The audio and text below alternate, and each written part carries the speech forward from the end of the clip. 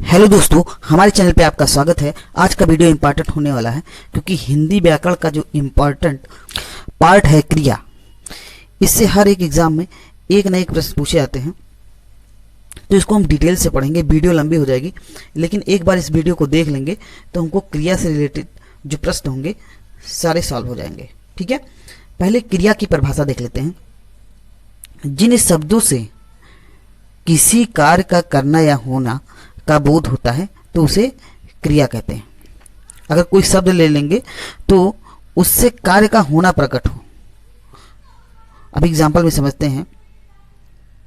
पढ़ना, जैसे कोई पढ़ रहा है तो क्या हो रहा है, कार्य हो रहा है या होने का बोध हो रहा है। सोना, खाना, लिखना। एग्जांपल ले लेते हैं, सीता पढ़ रही है, तो इसमें क्रियापद क्या है, पढ़ रही है ना। तो क्रियापद पढ़ रही है तो इससे क्या हो जाएगा, हमारा क्रिया बनेगा पढ़ना। जैसे इसमें कार्य हो रहा है ना, पढ़ रही, तभी तो बोल रहे हैं। तो इसमें देखते हैं दूसरे में, रमेश सो रहा है, रमेश सो रहा है, तो इसमें क्रियापद क्या है, सो रहा क्रियापद हो जाएगा और सोना क्या हो जाएगा, क्रिया हो जाएगा। दूसरा है हमारा, छात्र लिख रहे हैं, तो छात्र लिख रहे हैं में क्या हो जाएगा, लिख रहे हैं हो जाएगा क्रियापद और लिखना होगा क्या, क्रिया। इसमें भी बर्फ गिर रहा है, तो बर्फ गिर रहा है, तो इसमें भी क्या हो जाएगा, गिर रहा क्रियापद हो जाएगा और गिरना क्या हो जाएगा, क्रिया हो जाएगा। ठीक है, और क्रिया क्या होता है, क्रिया किससे बनता है, तो ये धातु के मूल रूप में ना लगाने से क्या बनता है, क्रिया बन जाता है। अभी आगे देखते हैं। क्रिया का मूल रूप धातु कहलाता है। क्रिया का मूल रूप क्या कहलाता है, धातु कहलाता है, और धातु से ही क्रियापद का निर्माण होता है। अभी हम बता रहे थे कि क्रिया से ही, जो धातु से ही क्रियापद का निर्माण होता है, धातु से ही क्रिया बनता है। और धातु में क्या लगाने से क्रिया बन रहा है, तो धातु में प्रायः ना प्रत्यय जोड़कर, मतलब ना लगा दें धातु में, तो क्या हो जाएगा, क्रिया का निर्माण हो जाएगा। चलिए, हमारा धातु रूप दिया है, पढ़, लिख, गिर और गा। तो इसमें क्या लगाना है, ना प्रत्यय जोड़ देना है। ना प्रत्यय जोड़ेंगे तो इसका ये सामान्य रूप प्राप्त हो जाएगा, क्रिया का सामान्य रूप हमको प्राप्त होगा। जैसे लिखा है, पढ़ धातु रूप है, ना प्रत्यय है तो क्या हो जाएगा, पढ़ना। नेक्स्ट, लिख प्लस ना, तो क्या हो जाएगा, लिखना, सामान्य क्रिया बन गई, लिखना। गिर प्लस ना, तो क्या हो जाएगा, गिरना। और गा और प्लस ना, तो क्या हो जाएगा, गाना। इस प्रकार से आप ढेर सारे धातु रूप ले करके उसमें न्या प्रत्यय लगाकर क्रिया का सामान्य रूप प्राप्त कर सकते हैं। अब हम देख लेते हैं क्रिया का भेद। तो कर्म के आधार पर क्रिया के दो भेद हैं। अगर कर्म के आधार पर क्रिया के भेद पूछा जाए तो दो भेद होंगे, और अगर रचना के आधार पर क्रिया के भेद पूछा जाए तो क्रिया के लगभग 6 भेद होंगे। ठीक है, तो कर्म के आधार पर पहले देख लेते हैं। कर्म के आधार पर दो प्रकार की जो क्रियाएं होती हैं, नंबर 1 पर है अकर्मक क्रिया, नंबर 2 है सकर्मक क्रिया। इसी से ही रिलेट करके एग्जाम में प्रश्न पूछे जाते हैं।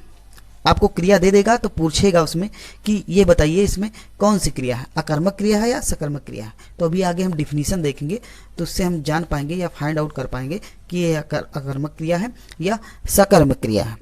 अब सकर्मक क्रिया भी दो प्रकार की होती हैं। कौन कौन सी, एक कर्मक क्रिया और द्विकर्मक क्रिया। सकर्मक क्रिया कितने प्रकार की होती है, 2 प्रकार के, एक कर्मक क्रिया और द्विकर्मक क्रिया। अब देखते हैं, रचना के आधार पर क्रिया के लगभग कितने भेद होते हैं, अभी बताया हमने 6 भेद होते हैं।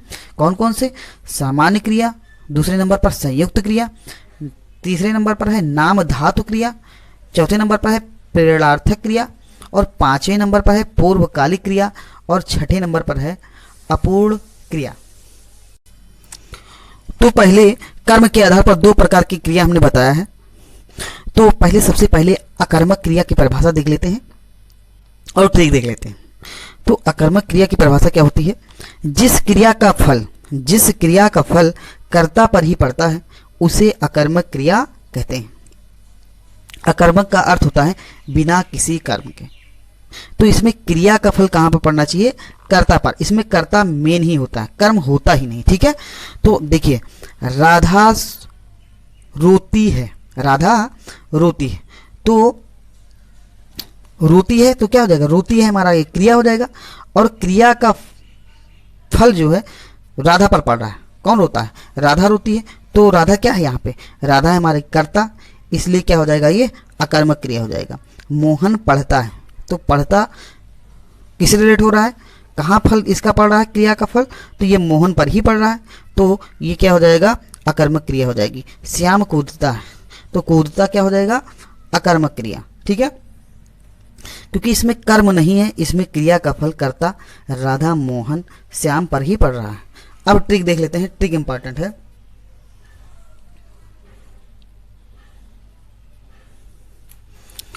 कोई वाक्य कर्मक कब होगा, यह जब होगा जब वाक्य में क्रिया के पहले क्या और किसको दोने लगाने पर उत्तर न मिले। क्या और किसको दोनों लगाने पर उत्तर ना मिले। अगर क्या लगाने पर मिल भी गया और किसको लगाने पर नहीं मिल रहा है, एक में मिल जाए दूसरे में नहीं मिलेगा, तो भी ये अकर्मक होगा। मतलब दोनों में उत्तर नहीं ही मिलना चाहिए, या एक में मिल जाए दूसरे में भी नहीं मिलेगा तब भी यह अकर्मक होगा। ठीक है, और अगर दोनों में उत्तर मिल रहा है, दोनों में, तो वो सकर्मक हो जाएगा। जैसे क्या लगाने पे उत्तर ना मिले और किसको लगाने पर भी उत्तर ना मिले, तो क्या हो जाएगा, ये अकर्मक क्रिया हो जाएगी। ठीक है, जैसे छात्र रो रहा है, छात्र रो रहे हैं, इसमें क्या लगा कर इसको प्रश्न बनाना है, क्या रो रहे हैं, तो क्या रो रहे हैं मतलब क्या रो रहे हैं, अगर कौन रो रहे हैं तब होता कि छात्र रो रहे हैं, तो क्या रो रहे हैं प्रश्न ही नहीं बन पा रहा, और किसको रो रहे हैं तो इसका भी नहीं प्रश्न बन पा रहा है। ठीक है, तो ये क्या हो जाएगा, रो रहे हैं क्या हो जाएगा, क्रिया हो जाएगा रोना, तो ये कौन सी क्रिया हो जाएगी, अकर्मक क्रिया हो जाएगी। ठीक, एक तो ये हो गया। दूसरा, पक्षी उड़ रहे हैं, तो क्या उड़ रहे हैं, कौन उड़ रहे हैं होता तो ठीक रहता। चलो ठीक है, मान लिया क्या उड़ रहे हैं, तो क्या पक्षी उड़ रहे हैं, तो एक तो बन पा रहा है, लेकिन किसको उड़ रहे हैं, पक्षी को उड़ रहे हैं, नहीं बन पा रहा है, तो ये गलत हो जा रहा है। एक बन रहा है दूसरा नहीं बन रहा है, तब भी ये अकर्मक होगा। मतलब दोनों अगर सही से आंसर आ जाता है तो कहेंगे सकर्मक, अन्यथा अकर्मक। तो ये हमारा उड़ना क्या हो गया, अकर्मक क्रिया हो जाएगा। ठीक है, अब मोहन हंसता है, नेक्स्ट देखते हैं। मोहन हंसता है, तो क्या हंसता है, नहीं कौन हंसता है तो होता है मोहन हंसता है, किसको हंसता है, तो ये भी नहीं बन पा रहा, तो ये भी हमारा हंसना क्या हो जाएगा, अकर्मक क्रिया के अंतर्गत हो।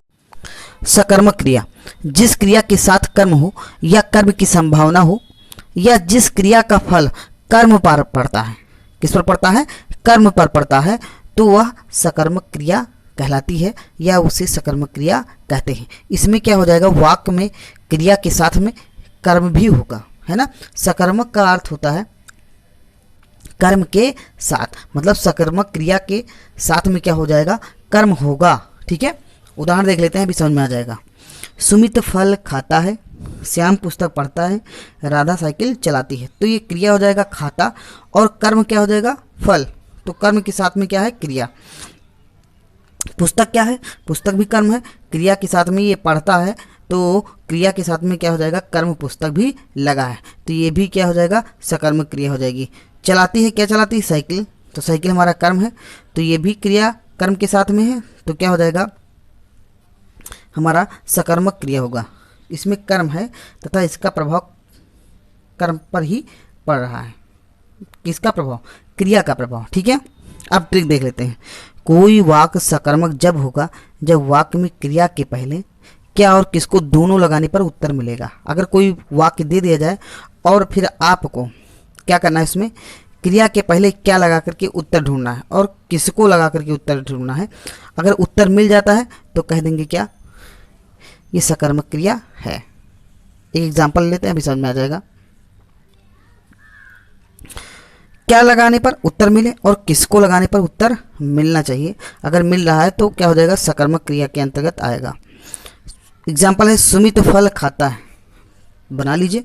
सुमित क्या खाता है, प्रश्न बनाएंगे तो सुमित क्या खाता है, तो सुमित क्या खाएगा, फल को ही तो खाएगा, तो इसमें फल क्या है, कर्म है, तो हमारा क्या हो जाएगा, खाता हो जाएगा सकर्मक क्रिया।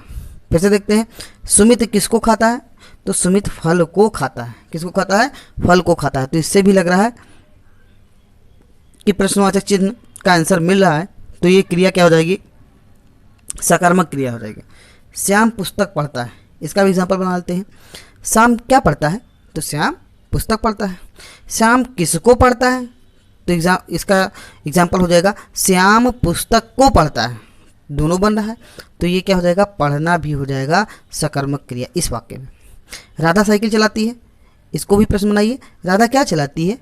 तो राधा क्या बना रही चला रही है? साइकिल चला रही है, तो कर्म हो जाएगा साइकिल। और किसको चलाती है? राधा किसको चलाती है? इसका भी आंसर मिल जाएगा, राधा साइकिल को चलाती है। ठीक है, तो ये आंसर हमारा मिल रहा है। तो ये सब हमारा क्या हो जाएगा? सकर्मक क्रिया के अंतर्गत आएगा इस वाक्य में। ठीक है, सकर्मक क्रिया एक कर्मक क्रिया। सकर्मक क्रिया एक कर्मक क्रिया, द्विकर्मक क्रिया, दो प्रकार के सकर्मक क्रिया होते हैं। तो पहले सकर्मक एक कर्मक क्रिया जान लेते हैं इसकी परिभाषा। जब क्रिया सकर्मक हो, जब क्रिया पहले तो सकर्मक होना ही चाहिए तथा उसमें केवल एक ही कर्म हो, तो क्या हो जाएगा? एक कर्मक सकर्मक क्रिया कहलाता है। वो वाक्य में देखेंगे क्या, राधा किताब पढ़ रही है, तो इसमें कितने कर्म है? एक कर्म है ना, तो किताब एक ही कर्म तो है, किताब जो है कर्म है, तो एक ही कर्म है, इसलिए पढ़ रही है। पढ़ना क्या हो जाएगा? सकर्मक क्रिया एक कर्मक क्रिया हो जाएगा। ठीक है, मोहन साइकिल चला रहा है, मोहन साइकिल चला रहा है, तो इसमें भी साइकिल क्या है? एक ही कर्म है इसमें, साइकिल जो कर्म है एक ही कर्म है, इसमें दो कर्म नहीं है। तो ये क्या हो जाएगा? एक कर्मक सकर्मक क्रिया हो जाएगी। अब सकर्मक क्रिया द्विकर्मक क्रिया देख लेते हैं। जब क्रिया सकर्मक हो, जब क्रिया सकर्मक हो तथा उसमें दो कर्म हो, तो द्विकर्मक सकर्मक क्रिया कहते हैं। अगर एक कर्म होगा तो एक कर्मक सकर्मक क्रिया, अगर द्विकर्म होगा तो द्विकर्मक सकर्मक क्रिया हो जाएगा। जैसे उदाहरण में देखते हैं, अध्यापक ने छात्र को पेन दिया, अध्यापक ने छात्र को पेन दिया, तो इसमें क्या हो जाएगा? और पंडित जी ने श्रद्धालुओं को भजन सुनाया, तो छात्र और पेन क्या हो जाएगा? दो कर्म हो जाएंगे, श्रद्धालुओं और भजन, ये क्या हो जाएगा? इसमें भी दो कर्म हो जाएंगे। तो क्या होगा? ट्रिक देखते हैं। सकर्मक हो, सकर्मक हो, द्विकर्मक क्रिया के लिए क्या होना चाहिए? सकर्मक होना चाहिए, और तथा किसे लगाने पर प्रश्न का उत्तर मिले तो सकर्मक द्विकर्मक क्रिया होगी। अगर किसे लगा दें किसी वाक्य में प्रश्न बना करके, उसका आंसर अगर मिल रहा है तो हम कहेंगे ये सकर्मक द्विकर्मक क्रिया है। जैसे उदाहरण देखते हैं, अध्यापक ने छात्र को पेन दिया, तो अध्यापक ने किसे पेन दिया? किसे आ रहा है ना, तो इसका आंसर आ रहा है छात्र को, छात्र को। तो एक पेन पहले से दिया है, छात्र फिर इसमें आंसर आ रहा है, तो दो हो गए कर्म, तो इसलिए देना क्या हो जाएगा? सकर्मक द्विकर्मक क्रिया होगा। ठीक है, अब रचना के आधार पर देखते हैं। रचना के आधार पर अभी हमने बताया था 6 प्रकार के होते हैं। तो पहले सामान्य क्रिया पहला नंबर है, उसको देख लेते हैं। जब वाक्य में एक क्रिया हो तो वह सामान्य क्रिया कहलाती है। बहुत ही सिंपल सा डेफिनेशन है, एक क्रिया हो तो सामान्य क्रिया कहलाती है। जैसे मोहन पढ़ता है, राधा रोती है, करण कूदता है, तो इसमें पढ़ता, रोता और कूदता एक ही क्रिया तो है, तो ये क्या हो जाएगा? पढ़ना, रोना और कूदना सामान्य क्रिया के अंतर्गत आएंगे। दूसरा क्या है? संयुक्त क्रिया।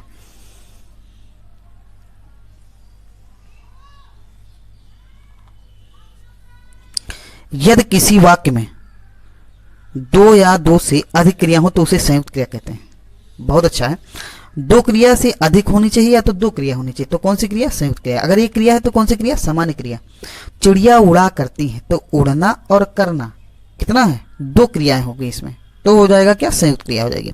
मोहन पेड़ से कूद पड़ा, इसमें भी क्या है? कूद और पढ़ना, कूदना और पढ़ना, तो इसमें भी क्या हो जाएगी? संयुक्त क्रिया हो जाएगी। वह बस पर चढ़ता उतरता है, तो चढ़ता है उतरता है, दो क्रिया हो जाएंगी इसमें भी, है ना, तो संयुक्त क्रिया की परिभाषा हो गई।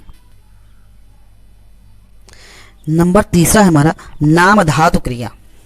ठीक है, कौन सी क्रिया है? नाम धातु क्रिया। इसकी परिभाषा देखते हैं। जो क्रिया संज्ञा सर्वनाम और विशेषण शब्दों से बनती है उसे नाम धातु क्रिया कहते हैं। सिंपल सा ये भी है, संज्ञा सर्वनाम और विशेषण से मिला करके जो संज्ञा बने अलग अलग, जिससे सजावट क्या है? संज्ञा है। सजावट क्या है? संज्ञा है। तो सजावट से क्या हो जाएगा? सजाना, सजाना, ये क्या हो जाएगा? क्रिया हो जाएगा। कौन सी क्रिया? नाम धातु क्रिया। सिलाई क्या है? सिलाई संज्ञा है, तो सिलाई से क्या हो जाएगा? सीना, तुमको कपड़ा सीना पड़ेगा, है ना, तो क्या हो जाएगा, ये सिलना पड़ेगा, तो क्या हो जाएगा, ये संज्ञा से क्या बन रहे हैं, नाम धातु क्रिया बन रहे हैं। ठीक है। अब सर्वनाम से, सर्वनाम क्या होता है, अपना सर्वनाम होता है, तो अपना से क्या हो जाएगा, अपनाना, तो अपनाना भी क्या हो जाएगा, नाम धातु क्रिया हो जाएगी। चमक, चमक से चमकाना, और पतला से पतलाना, ये चमक क्या है, विशेषण ही तो है, तो इससे क्या हो जाएगा, चमकाना हमारा नाम धातु क्रिया बन जाएगा। ठीक है। अब नंबर 4 पर है हमारा प्रेरणार्थक क्रिया, इंपॉर्टेंट है ये भी। जब कर्ता स्वयं क्रिया न करके किसी दूसरे को कार्य करने के लिए प्रेरित करे तो वहां पर प्रेरणार्थक क्रिया होगा। स्वयं क्रिया न करके, जब कर्ता स्वयं न करे, किसी दूसरे से करवाए, है ना, तो वहां पर क्या हो जाएगा, प्रेरणार्थक क्रिया होगा। जैसे उदाहरण देखते हैं, अध्यापक छात्रों से छड़ी मंगवाते हैं और पिताजी मोहन से हल चलवाते हैं। तो मंगवाते हैं, अपना खुद नहीं कर रहे हैं, अध्यापक छात्रों से ही तो करवा रहे हैं, छात्र से मंगवा रहे हैं।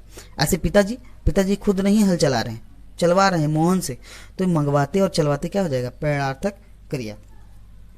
अब प्रेरणार्थक क्रिया भी 2 प्रकार के होते हैं, प्रथम प्रेरणार्थक क्रिया, द्वितीय प्रेरणार्थक क्रिया।